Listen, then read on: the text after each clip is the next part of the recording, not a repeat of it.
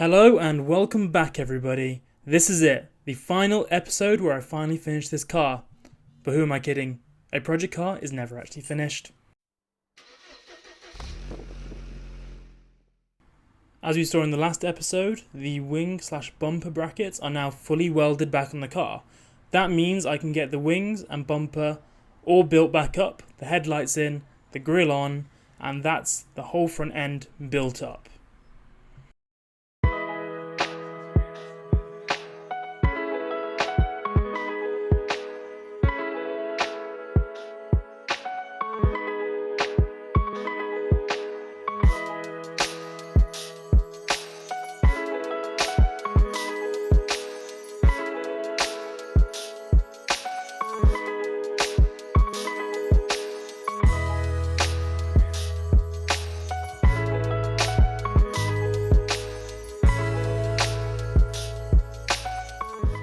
The door is hitting the wing quite badly here. I decided to loosen off all the bolts and try and shift the wing to its most forward position to see if this would help.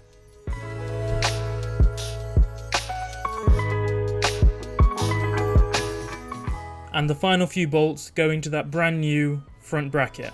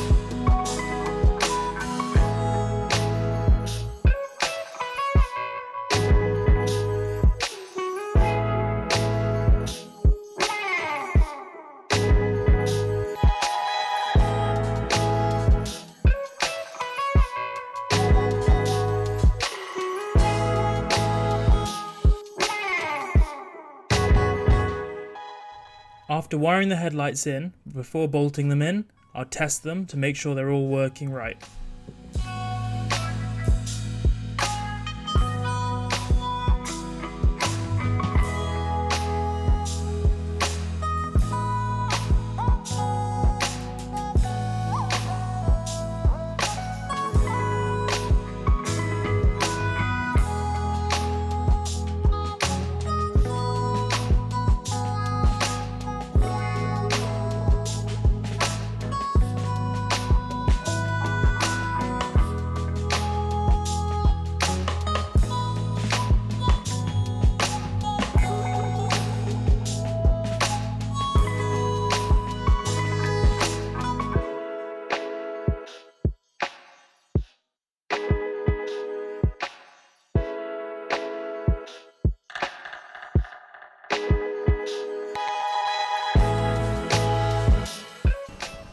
And now it's time for the final piece of this very involved puzzle.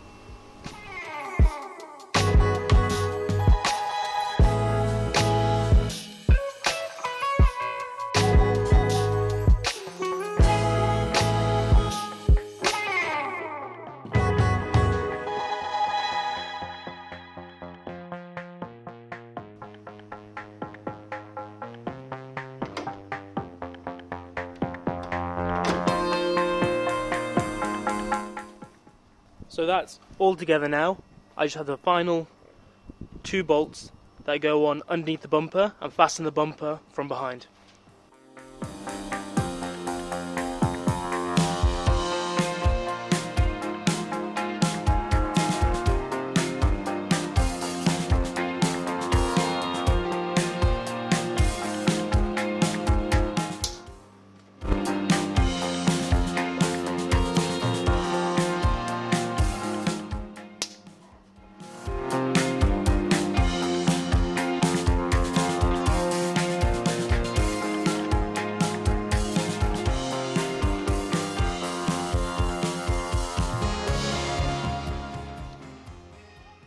So I'm not entirely happy with the fitment of everything on this car. So firstly, these headlights, aftermarket, they have a little bit of a gap here, which I'm not exactly happy about because the originals kind of fit flush against it with this gasket having some contact with it.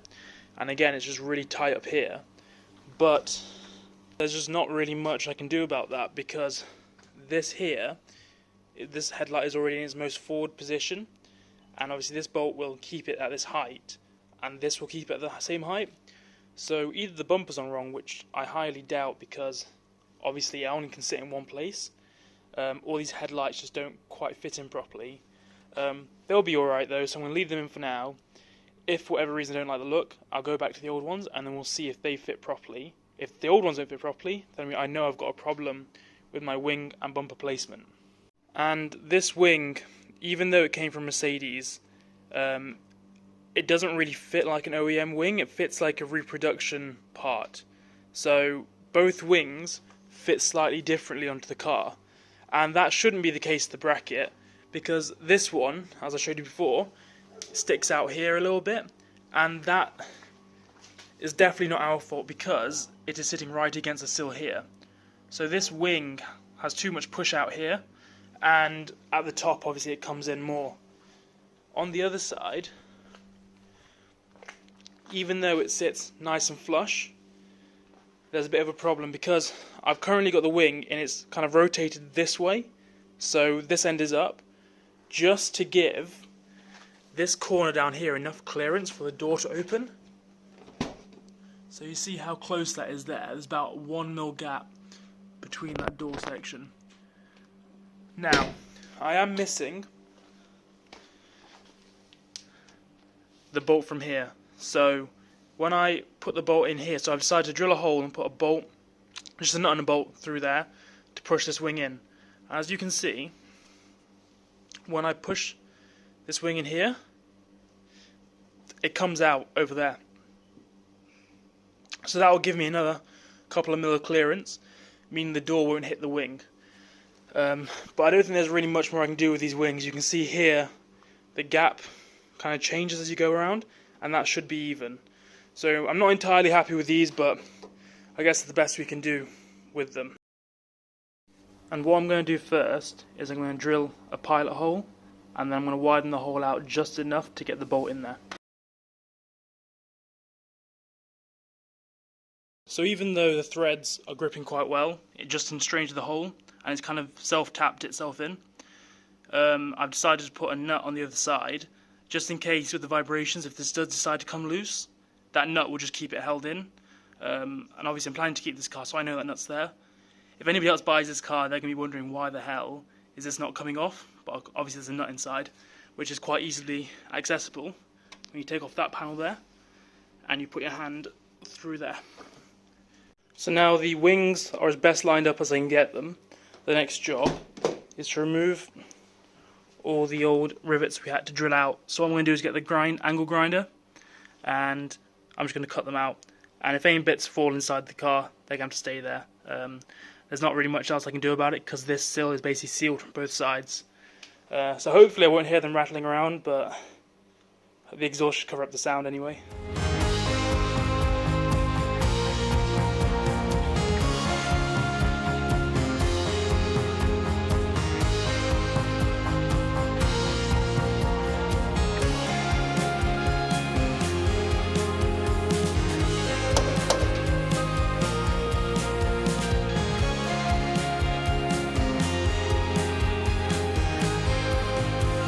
So now I've knocked through all the old riv nuts.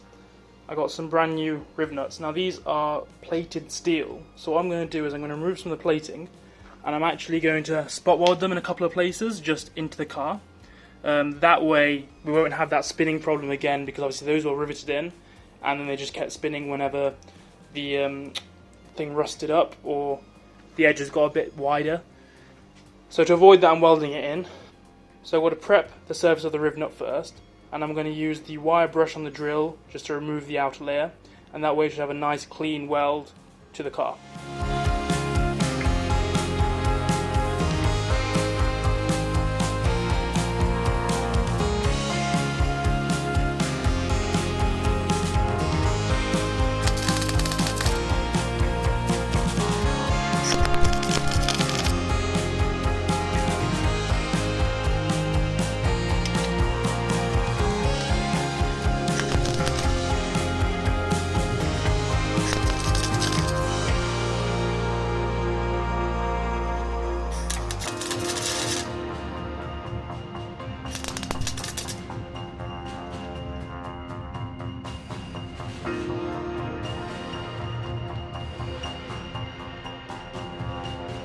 Okay, so that's both sides welded and grounded down.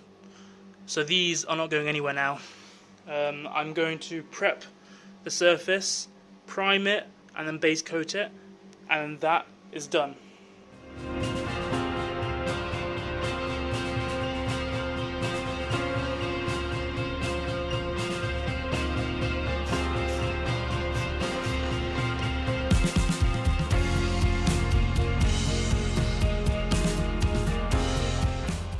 Now, you'll have to excuse my painting with a rattle can. It is incredibly hard to paint well with the narrow spray nozzle. I am definitely getting better at it, but yeah, definitely not the best. But this will all be hidden by the sill. This is purely to protect it from rust.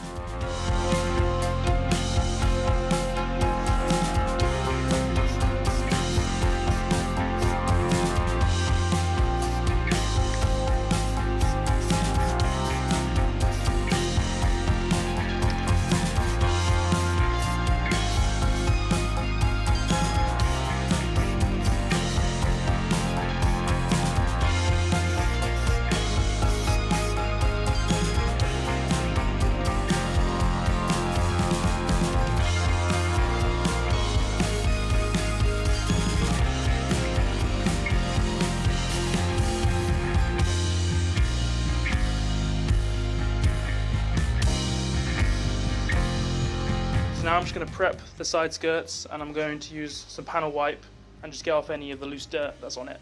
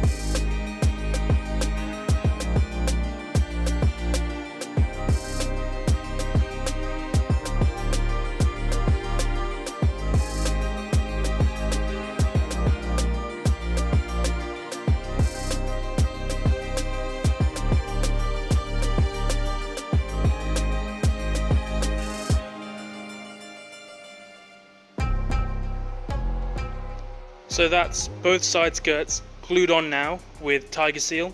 They're not going to come off now, so I'm going to leave them overnight to set, and I put some planks across here just to make sure it stays on.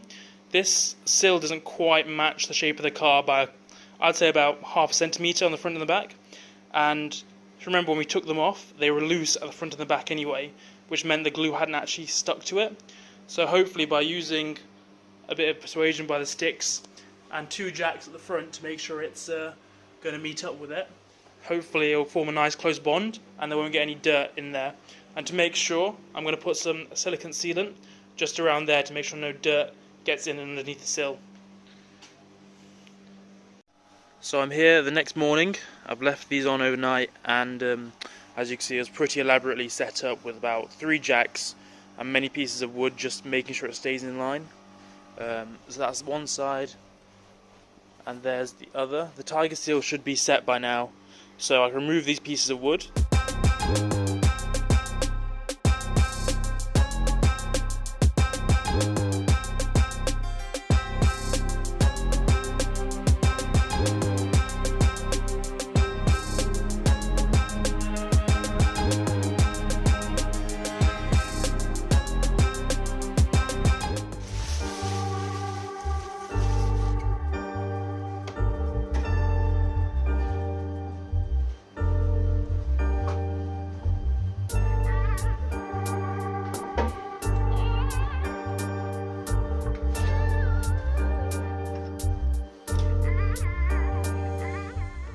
And this is it, guys, the moment I've been waiting for.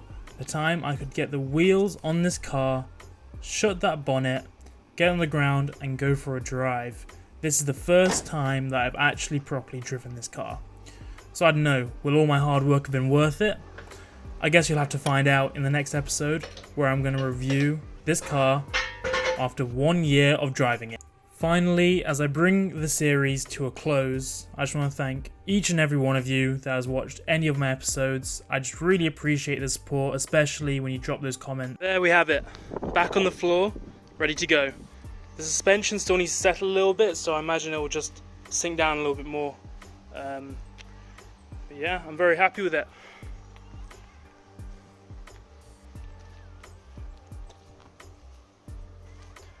So now all I've got to do is put on the plates, take it for a drive.